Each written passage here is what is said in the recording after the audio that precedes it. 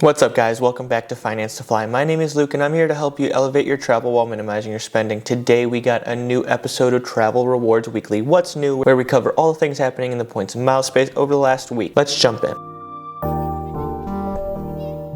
First things first, we do not have any new sign-up bonuses, but what we do have is a new transfer partner, and it launched last Monday when Citi launched the Strata Elite card and the Citi Strata card, which we'll talk about later. It is American Airlines. You can now transfer from Citi to American Airlines at a 1-to-1 ratio in increments of 1,000 points. Overall, this is really good. For those that have been hoarding Citi points, waiting for this day to happen, it's finally here. On the other side of things, if you've been earning American Airlines points and wanted to take an award flight because they are hard to earn, well, now it just got a little bit harder to find that award space because there's going to be less award availability, because there's way easier way to earn points than it is through spend or flying on their airplanes. And there's a lot of news for Citi this week. The second thing with them, they launched the Citi Strata card along with the Citi Strata Elite. We've talked about the Elite before. The Citi Strata card is a $0 annual fee card. It has a decent amount of earnings rates, and I'll have a card review going up on the channel later this year. But overall, this card is pretty decent. You got 3 points per dollar spent on supermarkets, transit, EV, gas stations, stuff like that. And then 2 points on restaurants, 5 points on the travel portal, 1 point everywhere else. Overall, the earnings rates are not that bad. You don't have to pay an annual fee, which is even better for a 3-point multiplier on supermarkets. But here's the caveat. Those points, unless you have a higher tiered card, which is something Citi introduced, you can only transfer at a lower ratio than 1-to-1 to all the transfer partners. It's at a 1 to 0.75 or 0.8 or something like that, where you aren't getting a full value of a point when you transfer. And that is the third thing I want to talk about. Citi just introduced this. You have tiers of cards. You have their $595 annual fee card, the $95 annual fee card, and then the $0 Citi Strata card. All Strata cards, they come with different transfer ratios. Citi Strata is going to have the worst. The Citi Strata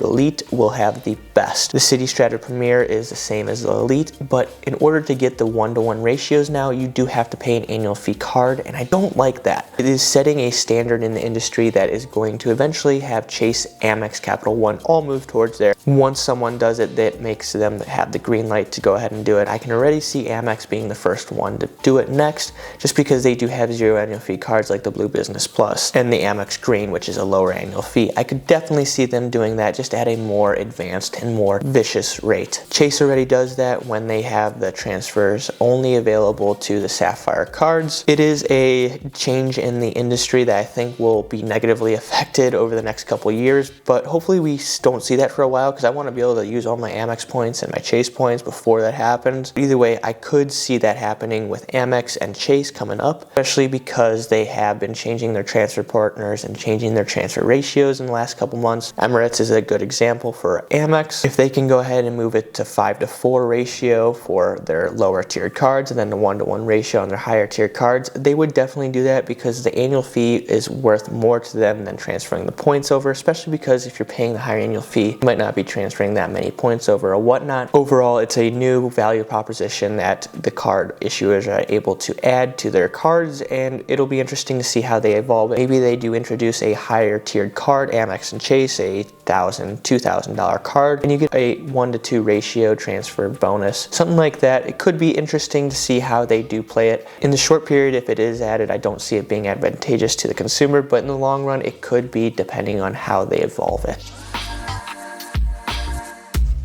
Last but not least, we've got a few different changes happening in the card ecosystem. First off, Booking.com is coming out with their travel credit card. It's going to probably be similar to the One Key card from Expedia and Hotels.com. I'll probably look into it for a review, but other than that, it's probably not going to be the best way to earn cash back or points. You're probably just better off going with a standard hotel card. Then there is rumors that Chase will be taking over the Apple card. That will be interesting to see what they add there. If they add an annual fee there, credits, stuff like that. I think they're going to have to really overhaul the card, especially with who they approve for the card when Chase does take it over. So it'll be interesting to see what happens there. And last but not least, we heard news this week that if you have the Hawaiian Barclays card, nothing's going to change on the card starting October 1st, which just kind of gives us an idea of when all these changes with Alaska and Hawaiian are going to be taking place. Specifically, I think that you will be switching from Barclays to Bank of America on that October 1st date. All you'll have to do is get a new login, stuff like that, and your card will work fine. I think that's what they're kind of aiming for right there. I believe that it is looking like in the middle of August is when the changes to their programs are going to be announced, so stay tuned to see what happens there. Either way, I want to hear your thoughts and comments down below. What are your thoughts on all the Citi changes? What are your thoughts on Chase taking over the Apple Card? Let me know your thoughts down in the comments below, and if you could hit that like and subscribe button, it would be greatly appreciated. Thank you and have a great day.